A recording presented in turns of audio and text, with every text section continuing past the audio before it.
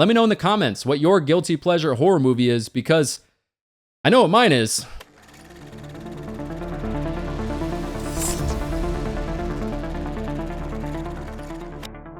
And let me give you some advice. When you leave a man for dead, make sure he's really dead. Happy 4th of July, everybody, if you're celebrating. Today, I am going to be reviewing I Know What You Did Last Summer, which was released in 1997. Definitely one of the more well-known Scream-inspired slashers, but there's quite a few differences with this movie compared to Scream. This movie's more serious than Scream. This movie's definitely less meta than Scream. But I think right off the bat, one of the things that I enjoy about this movie, and one of the things that made this movie successful, is it's a very relatable story for a lot of us. I mean, it's essentially high school kids who just graduated, and they're just kind of splitting off in these different directions. You've got this group of 4 friends who are going off in different places and different directions, and, you know, come from different backgrounds of life. And obviously, shit goes down, which changes that stuff pretty quickly. And I think one thing with this movie that doesn't get talked about near enough is how we follow these characters who are essentially on their own in this story, which is cool for me to watch and is always interesting in horror movies that take that aspect of it. They can't go to the police. They can't go to their parents. They really can't talk to anybody but each other, and they have to figure this out kind of on their own, and they don't really know what they're doing, which adds a kind of another layer of tension to it. I mean, towards the beginning of the movie, even Barry even says it. Barry's like, if we go to the police, we are fucked. Which, like I said, just kind of adds a little extra layer of tension to this movie. It's enjoyable for me. Really quickly, I just want to give a shout out and a thank you to the newest patron, Hootie Dean, for early access to videos, commentary tracks to play alongside your favorite movies, movie watch-along parties with me, and so many other things. Head over to Patreon, where you can join for as little as $1 a month and help support the Madhouse. All right, I'll shut up now and we'll get back to the video. Of course, like, this cast is just fun for me. I enjoyed this cast. This was a massive year for Sarah Michelle Gellar, 1997. Of course, she's in this movie playing Helen Shivers, a character that a lot of people like more than Julie in this movie. She's a very popular character, and I enjoy how Sarah Michelle Gellar plays that character in this movie. I think she does a very good job playing kind of the little bit more like bitchy girl who's also like likable and has some like warmth to her at the same time, I guess you could say. But anyways, 1997, yeah, just a big year for her. She was in this movie, Scream 2, of course, and then Buffy the Vampire Slayer came out earlier in 1997. And then obviously, you've got Jennifer Love Hewitt in this movie as Julie. What are you waiting for, huh? A character who I think is one of the more underrated final girls, in my opinion, in the genre. She's one of my favorite final girls in the genre. I know a lot of people don't really like Julie all that much. They kind of think she's a little bit annoying. But I don't. I really like her character. I like Jennifer Love Hewitt as an actress. I think she's really good. Looking forward to hopefully seeing her in the new movie coming out in 2025. Hopefully, but we'll see. There's also like some funny stories and some interesting aspects that are probably not really that funny, but kind of maybe funny looking back for Freddie Prinze Jr. But this was Freddie Prinze Jr.'s first big movie. He was very green. Didn't have like credits under his belt, didn't really know what he was doing in a lot of ways, wasn't like, you know, professionally trained as an actor. And Freddie Prinze Jr. actually was almost casted as Billy Loomis in the original Scream. It was between him and Skeet for that role. Obviously, Skeet got the role, but then Kevin Williamson was like, all right, I got this role for you as well. But yeah, Freddie Prinze Jr. apparently had a terrible time making this movie. He like did not mesh well with the director Jim Gillespie in this movie. Jim essentially reminded him, like he says, like every day on set, I did not want you to be casted for this role. I don't want you to be here, and I hate what you're doing in this movie. So, you know, that layer of it for Freddie Prinze Jr., you know, like he had to overcome that. I still think Freddie Prinze Jr. does a really good job in his specific role in this movie, in my opinion. But yeah, I mean, I think what's cool about this movie, and also another reason that makes this movie so successful, is you've got these 4 actors who obviously blew up after this movie. Of course, also to do with other projects that they've been involved in, but you've got these 4 actors, young, in the very early stages of their career, just excited to be in this movie. You can see like the excitement and the passion on the screen, in my opinion. And I think that makes the movie better. I mean, there's even just a story that I've heard from behind the scenes. Ryan Felipe has told this story, just like of them just having fun, screwing around, being young, being excited, being kids. Ryan Felipe and Sarah Michelle Gellar like took out their rental car, went out in the sand dunes, got stuck, were doing donuts and just having a good time. And I think like that kind of passion and how much fun they were having making this movie, other than Freddie Prinze Jr. clearly, but comes across on screen. You know what I mean? I think that's effective and done really well. By the way, did they really name Ryan Felipe's character Barry Cox? Anyways, yeah, I mean, this movie is a bit of a kind of paint by numbers slasher, if you think about it. Some of the jump scares, some of the other moments, the moments that are supposed to be tense, are kind of predictable, are stuff that you've seen before. But I think with the music, I think with the actors, I think with the look of the killer and all that kind of stuff, it's very effective. And I think it's just a damn good time. And of course, like the setting for this movie is a fun setting.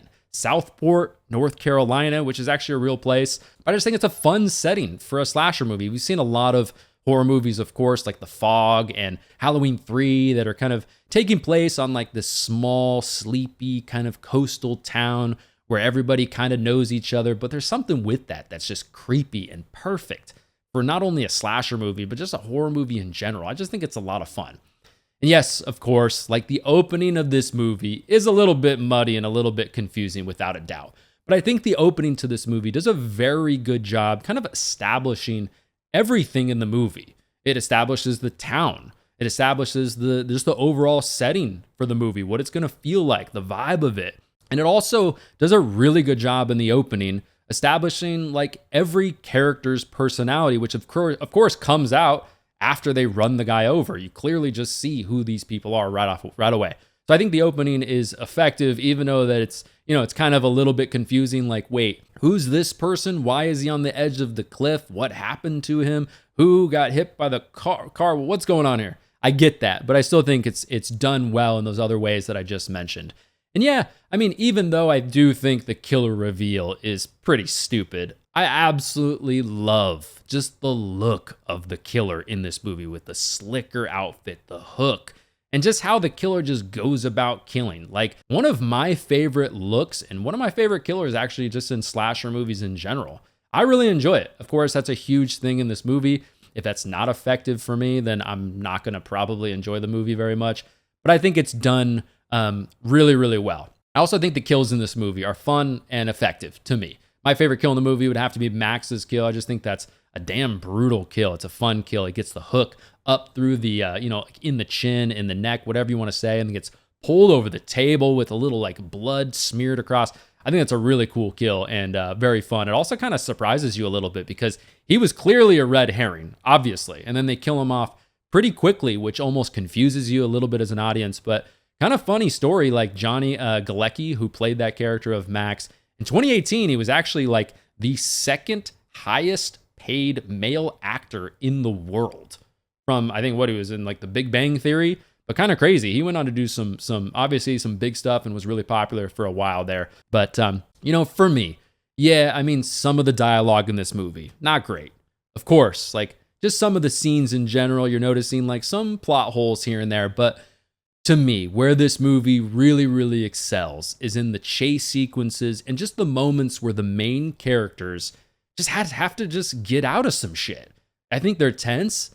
Yeah, a little bit predictable at times, but I don't mind that. It doesn't bother me at all. I just think that's really where this movie shines, is those chase sequences and the sequences just with the killer in this movie. It's just a lot of fun. I think this movie is one of those movies where you can convince your non-horror fans to watch this movie. I think it's pretty easy to digest. It's not like a super scary movie. Yeah, there's jump scares and stuff like that, but it's a good movie for like your non-horror friend who, you're really itching to watch something and they, not really into the genre, but you could convince them, I think, to watch this movie. So it's a good movie for that, which also makes it a great like date horror movie. Like this is one of the prototypical late 90s movies that somebody would take their date to. You know what I mean? Like I mentioned a second ago, the jump scares in this movie, I think are fun. Yeah, a lot of them are predictable, but I think they're fun. Like you still kind of see them coming, but you jump regardless. I recently watched this movie with my mom and my wife. And of course, like that moment when Ben wakes up and grabs Helen in the opening of the movie, My mom jumped out of her skin. She screamed so damn loud. It was hilarious and definitely a moment that I won't forget. I'll always remind her of that. It would be so funny. But also kind of funny, towards the end of the movie, my mom and my wife were absolutely convinced that Freddie Prinze Jr. was the killer without a doubt. That whole moment with like the Billy Blue on the back of his boat, and he's like, come on to the boat, everything's gonna be okay. They were like, oh, yep, it's him, 100% certain. It's fun to see somebody who doesn't know the reveal and what happens, who they guess. You know, that's just kind of interesting. So I also really like Ray as one of the main red herrings in the story. I think Freddie Prinze Jr. plays that role perfect because he looks so innocent and he plays it off so innocent in this movie that when those moments do come up where you're kind of like, oh, damn, he might actually be the killer, you're kind of thrown for a loop a little bit because he looks so innocent and acts so innocent in the movie. But I mean, yeah, let's talk about the reveal for a second as well. Yeah, there's some things with the reveal I don't really like all that much. There's some similar criticisms with the reveal in the original Friday the 13th from 1980 with Pamela Voorhees that you could probably put on the reveal here because Ben Willis is a character, you know, it's not like somebody we get to know. We don't really get to see really much at all really in the story. And it's just kind of a character that comes out of nowhere. Very similar, like I said, to Pamela Voorhees in Friday the 13th, 1980. Not quite to that extent. Still, Pamela Voorhees, you know, I love that character. I love that reveal personally, but you know, I can see if some people criticize the reveal in this, similar to the reveal in the original Friday the 13th to me. And yes, the killer's motive in this movie is pretty weak, but I get it. I mean, the guy was probably already pretty unhinged just because of the grief that he had from his daughter dying in the drunk driving accident. But, you know, it's not a great reveal. And like I said, the motive is not really all that great, but still, that's not where this movie shines. The cast, so much fun. The setting for this movie, so much fun. The kills, the slasher moments, the chase sequences, just pure entertainment for me. It's just a really fun movie for me, which is why the replayability for this movie is so high for me. Are there other horror movies in the genre that are shot better, acted better, scripted better, don't have as many plot holes, have a better reveal? Yeah, but I'm not going to put on those movies near as often as this movie because it's just such an easy watch. And I'm guaranteed every single time that I put this movie on that I'm going to have a good time. You know, it's just one of my favorite summer horror movies of all time. But that's it for me. Thanks for watching my review of I Know What You Did Last Summer from 1997. If you want some more horror content from me right now, then go ahead and check out one of these videos next to me. If you don't want to miss future videos, then make sure you subscribe. But anyways, everybody, thanks again for watching, and I'll talk to you in the next one.